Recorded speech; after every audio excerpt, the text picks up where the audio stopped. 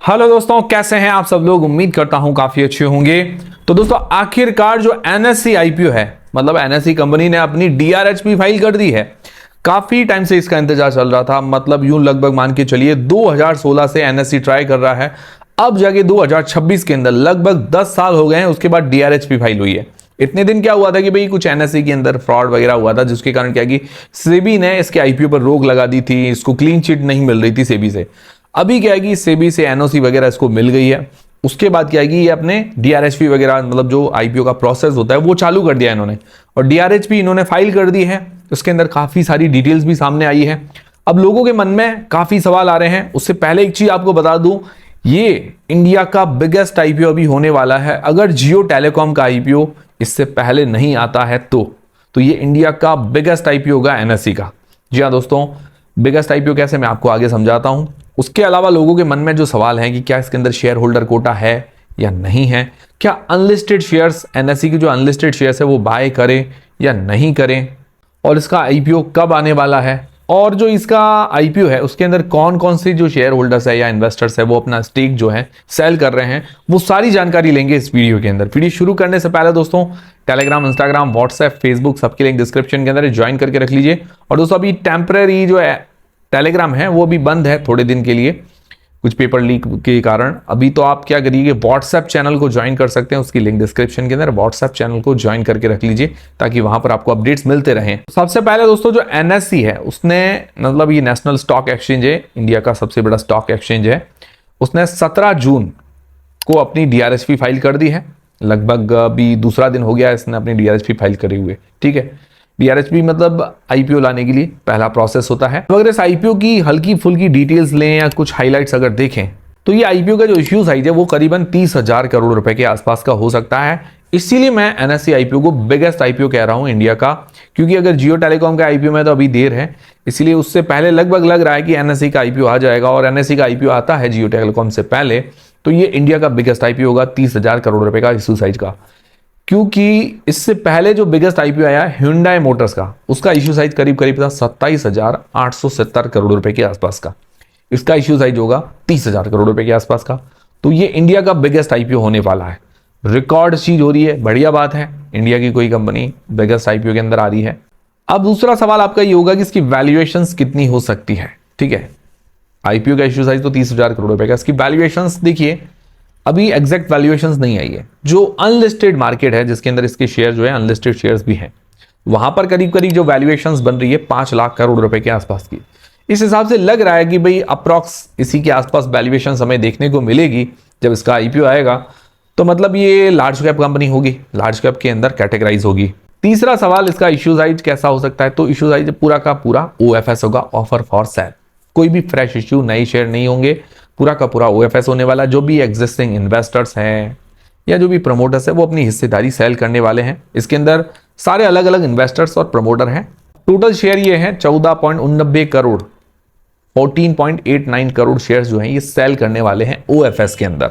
और ये जो लिस्ट होने वाला है बीएसई पर, एनएससी पर लिस्ट नहीं होगा, इसका एक ही जगह लिस्ट होगा बीएसई पर, क्योंकि जो एनएससी वो एक्सचेंज है, इसी पर सारे शेयर्स लिस्टेड होते हैं, एनएससी और बीएसई पर। ठीक है, तो ये खुद अपने एक्सचेंज पर लिस्ट नहीं हो सकता है, मतलब यही रूल है।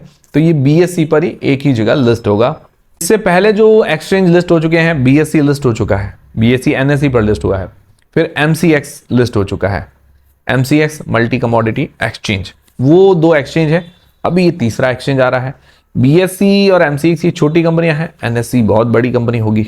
अब ये ब्रीफ डिटेल्स हो गई। ठीक है, बाकी काफी सारी डिटेल्स बाद में धीरे धीरे करके आएगी, जब इसकी डीआरएचपी को अप्रूवल मिलेगा तब सारी चीजें होगी सामने। अब पहला सवाल आपके मन में ये होगा कि इसके अंदर शेयर होल्डर कोटा है या नहीं है।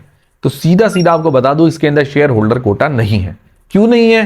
क्योंकि इसकी कोई भी पेरेंटल कंपनी लिस्टेड वगैरह नहीं है। पेरेंटल कंपनी वगैरह लिस्टेड होती है तो क्या कि शेयर होल्डर कोटा की गुंजाइश रहती है। एनएससी खुद अपने आप में पेरेंट कंपनी है, इसकी छोटी छोटी और भी कंपनियां हैं, तो इसका कोई भी पेरेंटल कंपनी लिस्टेड नहीं है, तो इसके अंदर कोई भी शेयर होल्डर कोटा नहीं है। अब आप कहेंगे कि बहुत सारे जैसे ऐसे जो इन्वेस्टर्स या शेयर होल्डर्स हैं एनएससी के अंदर जो अपना स्टेक सेल कर रहे हैं, तो हैं, बट वो एज अ प्रमोटर ग्रुप का पार्ट नहीं है, वो इन्वेस्टर्स कह सकते हैं, शेयर होल्डर्स कह सकते हैं।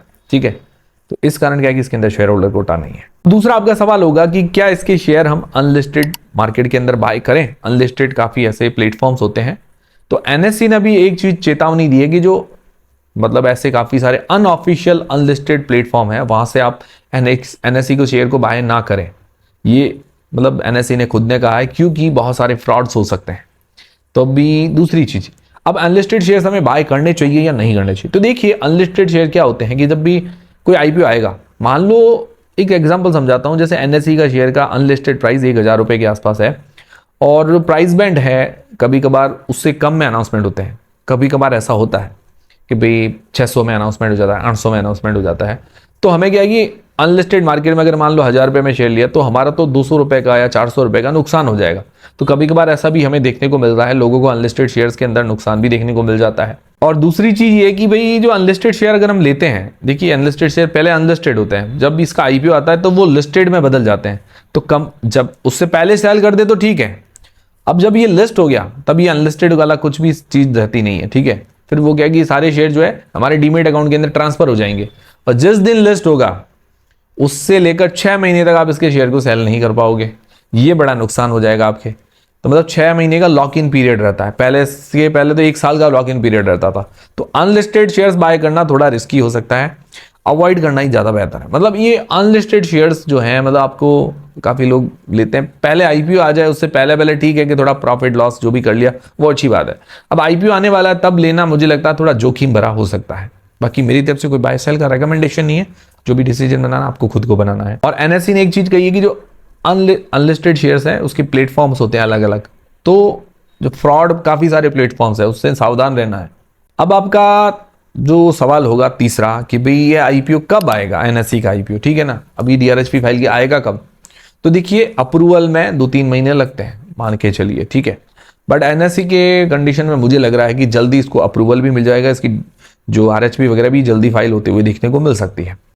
तो हो सकता है कि अपन मान के चले सितंबर से लेकर नवंबर के बीच में, मतलब दिवाली से पहले ये आईपीओ आने की पूरी संभावनाएं हो सकती है, ठीक है। मतलब दिवाली से पहले ये लिस्ट हो सकता है एनएससी का आईपीओ। अब आपका चौथा सवाल होगा कि ये पूरा का पूरा ओएफएस है, तो इसके अंदर कौन कौन सेल कर रहे हैं, क्योंकि एग्जैक्टली कोई प्रमोटर नहीं है, अलग अलग शेयर होल्डर्स हैं। तो इसके अंदर सबसे बड़ा जो स्टेक सेल कर सकता है वो है SBI, state bank of India. करीबन 2.47 करोड़ शेयर जो है वो लगभग सेल करने वाले हैं ओएफएस के अंदर। टोटल 6% स्टेक एनएससी का, टोटल 6%, एनएससी पूरा टोटल कंपनी उसका 6% ओएफएस के अंदर सेल होगा।